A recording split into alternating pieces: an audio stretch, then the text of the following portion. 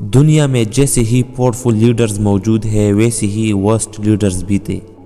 ان سب میں کچھ نااہل اور کچھ کرپٹ تھے اور باقی سادہ اور احمق لیڈرز تھے، اس لیے ان کو دنیا کے سب سے بدترین لیڈرز کہتے ہیں۔ کوئنٹس سیویلیس کیپیو رومن امپائر میں انسانی تاریخ کی سب سے بیکار جرنیلوں میں ان کا نام آتا ہے، جو کہ اب تک کا سب سے بدترین جرنل ہے۔ یہ شخص 106 BC کو ایک شریف خاندان میں پیدا ہوا۔ یہ ایک مفاد پرست اور بدعنوان شخص تھا جس نے پاورفل لوگوں کے ساتھ مل کر عوام کو اس بات میں مجبور کیا کہ وہ اپنا سب کچھ ان کے حوالے کر دیں۔ ان کے سامنے قانون کا نام کوئی معنی نہیں رکھتا تھا۔ اس دوران ان کو ایک جنرل بنا دیا گیا۔ کیپیو جرمنی کی ایک قبیلے کیمبری سے لڑنے کے لیے راستے میں تھا جب کیپیو نے مقدس جگہوں کو مالا مال ہوتی ہوئی دیکھا تو انہوں نے 50,000 پاؤنڈ سونے کی سکے اور 10,000 چاندی کی سکے لوٹ لیے، جس کی مالیت آج کل $11 بلین سے بھی زیادہ ہے۔ کیپیو کا لوٹا ہوا سامان روم بیچ دیا گیا تھا، لیکن راستے میں ڈاکو نے کیپیو کا سارا لوٹنے والا سامان چوری کر لیا سوائے چاندی کو چھوڑ کر۔ اس کے بعد انہوں نے کیمبری کے خلاف اعلان جنگ کیا تھا جس میں ان کو منہ کی کانی پڑی تھی، جس کی وجہ سے ان کو جلاوطن کیا گیا اور ان سے سٹیزن شپ بھی لی گئی اور ساتھ میں 15,000 سونے کی سکے جرمانہ کیا گیا۔ تاہم کیپیو جرمانے سے بچنے کے لیے فرار ہو گیا۔ اس کے بعد ان کی چوری کی گئی سونے کی بدولت فرانس میں عیش کی زندگی گزارنے لگا۔ اس طرح کیپیو کو رومن امپائر کی تاریخ میں نسل پرست، کرپٹ اور احمق جنرل مانا جاتا ہے۔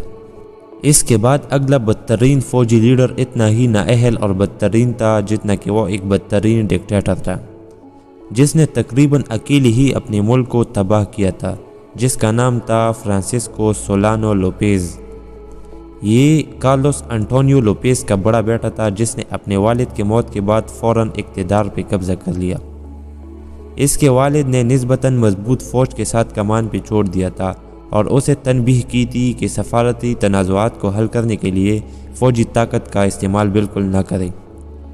فرانسسکو نے اپنے والد کی باتوں پہ بالکل بھی توجہ نہیں دی اور فوراً خود کو لاطینی اور امریکی سیاست کے مرکز میں رکھنے کی کوشش کی، جسے اس کی فوج کی حمایت حاصل تھی۔ شمال اور مشرق میں برازیل اور جنوب میں ارجنٹینا کے ساتھ پیراگوئے کی بقا اس قوم پہ منحصر تھی، جو جنوبی امریکہ کی 2 سپر پاورز کے درمیان غیر جانبدار رہے۔ تاہم جنوبی امریکہ میں اپنا موقف بلند کرنے کے موقع کو محسوس کرتے ہوئے فرانسسکو نے اپنے آپ کو 2 حریف طاقتوں کے درمیان کھڑا کر دیا، کیونکہ اس نے پیراگوئے کی خانہ جنگی میں مداخلت کی تھی جس میں برازیل اور ارجنٹینا کے اپنے سٹیکس تھے۔ فرانسسکو چاہتا تھا کہ وہ خانہ جنگی کو حل کریں گے اور اس طرح وہ خود کو ایک سیاسی ستارہ بنائے گا، لیکن ان کو یہ پتہ نہیں تھا کہ وہ اپنے ملک کو برازیل کے ساتھ جنگ میں ڈال دے گا، اور ایسا ہی ہوا اور اس کے ساتھ ساتھ ارجنٹینا بھی اس سے ناراض ہو گیا۔ فرانسسکو اپنی نااہلی سے اب بھی باز نہیں آیا کہ اب مشرق میں برازیل کے ساتھ مل کر اس نے یہ مطالبہ کیا کہ اس کی فوجیوں کو ارجنٹینا کی صوبے کورینٹس میں تعینات کرنے کی اجازت دی جائے۔ اس طرح وہ اپنی بیوقوفی کو اگلے لیول پہ لے گیا۔ تاہم ارجنٹینا کے برازیل کے ساتھ جنگ میں جانے کی خواہش نہیں تھی۔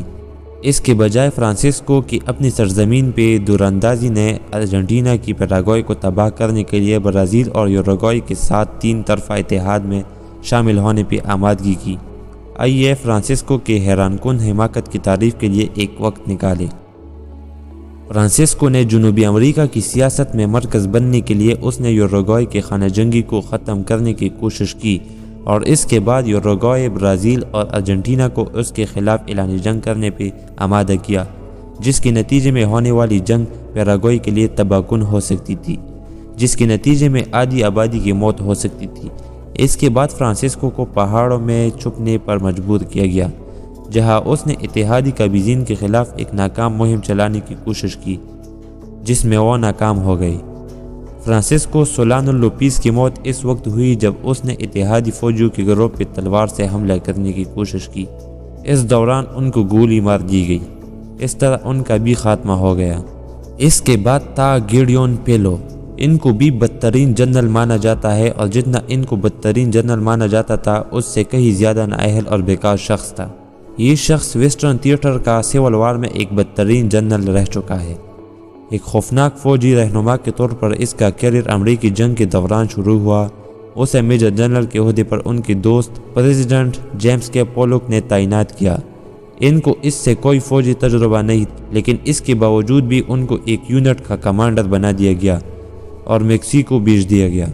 لیکن ان کی سینئرز ان کے کام سے متاثر نہیں ہوئے اور زیچرو ٹیلر نے اس کی فوج کی کمان سنبھال لی اور گیڈیون پیلو کو وہاں فوج کے ڈپو چوکی بھیج دیا گیا۔ لیکن وہ وہاں بھی نہیں رکا اور انہوں نے اپنے ساتھ کچھ فوجیوں کو لیا اور وہاں پہ دوبارہ جنگ کے لیے جانے لگا، جہاں سے اسے واپس بھیجا گیا تھا، اور یقیناً وہ غلط راستے پہ تھا۔ ان کی یہ نااہلی بہت سے جانوں کی قیمت ادا کرنے والا تھا۔ وہاں پہ موجود ان کی سینئر جنرلز نے گیڈیون پیلو کو دائیں طرف سے توپ خانوں کو تباہ کرنے کا حکم دیا، لیکن وہ نہیں مانا اور اس نے انکار کیا، اور اس کے بجائے انہوں نے سینٹر پہ یعنی دشمن کے مرکز پہ حملہ کر دیا، جس کی وجہ سے بہت سے جانیں ضائع ہوئی۔ اس وجہ سے ان کی نااہلی اور آرڈر نہ ماننے کی وجہ سے گھر بھیج دیا گیا، لیکن گھر واپس بھیجنے والے بے وقوف اور بزدل گیڈیون پیلو کی ریکارڈ دوبارہ سے صاف کیا گیا اور اسے واپس جنگ میں لایا گیا، اور اس کے دوست پریزیڈنٹ پولک نے ان کو میجر جنرل کا عہدہ دے دیا۔ جیسے جیسے جنگ بڑھ رہی تھی، گیڈیون پیلو اپنے ساتھیوں کو نیچا دکھانے کے لیے من گھڑت کہانیاں سنا رہا تھا پریس کو، تاکہ وہ سب مشتعل ہو جائے۔ یہاں تک کہ پیلو چوریاں کرتا رہا، کرپشن کرتا رہا، لیکن جب اس پہ الزامات ثابت ہوئی اور کورٹ مارشل ہونے کے باوجود اس کے دوست پریزیڈنٹ پولک نے دوبارہ سے اسے بچایا۔ گیڈیون پیلو نے سب سے بڑی بیوقوفی تب کی جب انہوں نے اکیلے اپنی مرضی سے یونین کے خلاف جنوبی علاقے کو کھولا۔ پیلو کو فورٹ ڈونیلسن کی ذمہ داری سونپی گئی تھی، جو مسیسپی ریور پہ ایک اسٹریٹجک طور پہ ایک اہم مضبوط نقطہ ہے جو تباہ کرنے کی دھمکی دیتا تھا، جو کہ جنوب کو یونین فورسز کے لیے کھولنے کا کہا کرتے تھے۔ لیکن گیڈیون پیلو نے سارے دھمکیاں مسترد کی اور اسے یقین تھا کہ وہ یونین کے ایک اور حملے کو روک سکتا ہے۔ ان کے فوجیوں نے بھی پیچھے ہٹنے کی التجا کی، لیکن وہ نہیں مانا اور انہیں واپس قلعہ جانے کا حکم دیا۔